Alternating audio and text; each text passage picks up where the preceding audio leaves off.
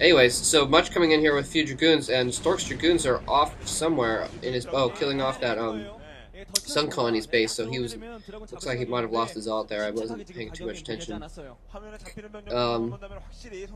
was partly off screen, so now he's going back to picking off that Sunken Colony. So Stork trying to expand within his base. I think maybe he realizes that he is at a bit of a disadvantage, so he's going to try and play a little bit defensively. Much getting that forge up, getting a cannon out. I think that's a pretty good move on his part, actually. It's not obviously going to pay off for him right now, but going for, usually when that sort of thing happens, when you get behind like that, you see that a lot in Protoss versus Protoss, and on this map actually you see a lot of proxy gates in PvP, but you do see a lot of the player who's been kind of picked at by the proxy will oftentimes go straight to DTs and try and catch their opponent off guard. So I think that was kind of a smart move, getting that forge up and getting a cannon out, because he could have expected that. Obviously in this case it hasn't paid off for him, because of the fact that Stork did not go for Dark Templar. He's actually going for, he's got a robotics facility out, he's going for Observatory. So Stork going for a more long-term build. You do need observers eventually if you're going to be able to move out with your units, because inevitably both sides do get Templar. It's a matter of whether or not they rush to it or not. So Stork getting his first observer out now, and sorry, his second observer. His first observer is heading all the way over to Much's base to try and get a scout in there.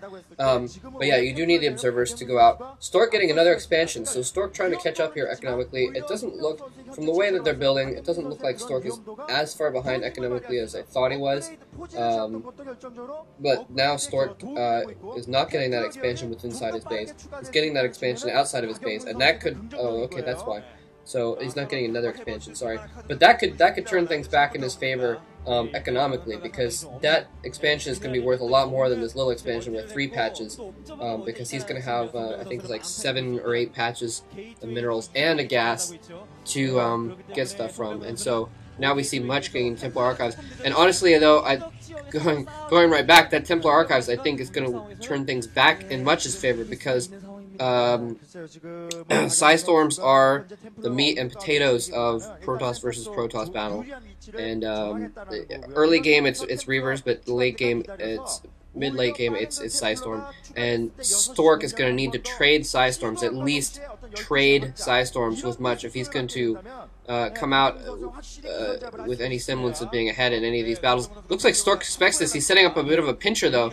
No, he's not setting up a pincher. He was just spreading out his forces so he could attack as a front. He's brought his forces over. Huge battle coming in here, and Much does not have his Templar out yet. I think that's his mistake. I think he should have waited for his Templar to come in before he made this attack. And they're about even, but Stork has a lot more forces on the ground, I think, and Much is going to have to fall back here. I think he's got a few more Zealots coming in, but yeah, Much committing a little bit too early there, and basically Stork's superior macro winning out in that case. It looks like Much was trying to do all kinds of tech at once. He was doing the forge, he was doing the robotics facility, he was doing Templar tech, and so all of that tech basically forced Much to not have as many forces on the ground, because Stork was only getting that observatory. So he wasn't spending a lot of money on tech, and all that money that he didn't spend on tech ended up going towards forces. And so Stork having a superior force here. Now Stork trying to push in here, and this could spell trouble for Much, actually.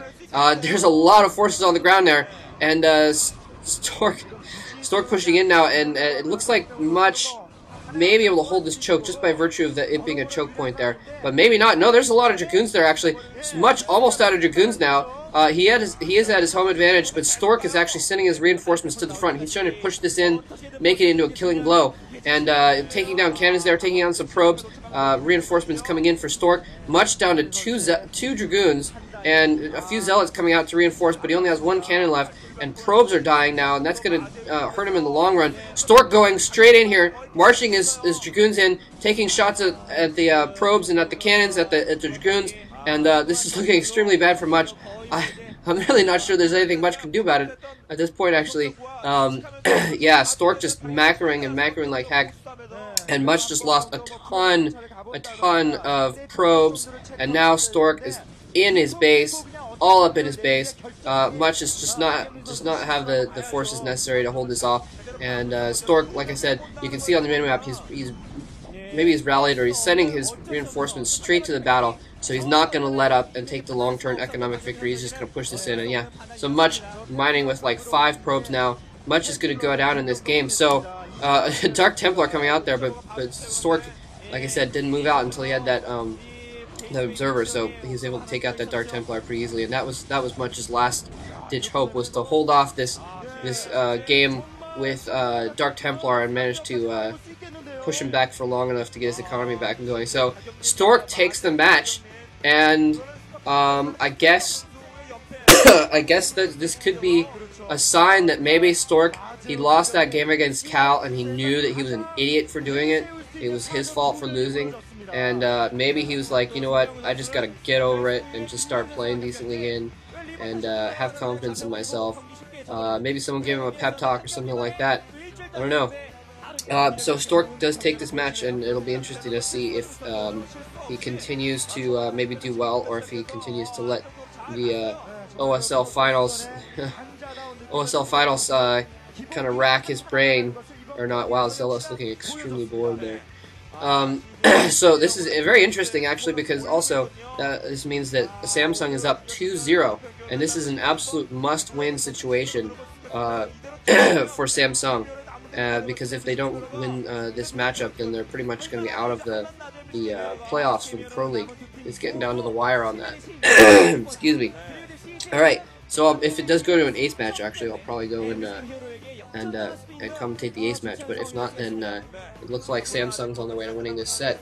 So hope you guys enjoy that. Sorry again about all the problems with their special dual commentary and with being sick and everything.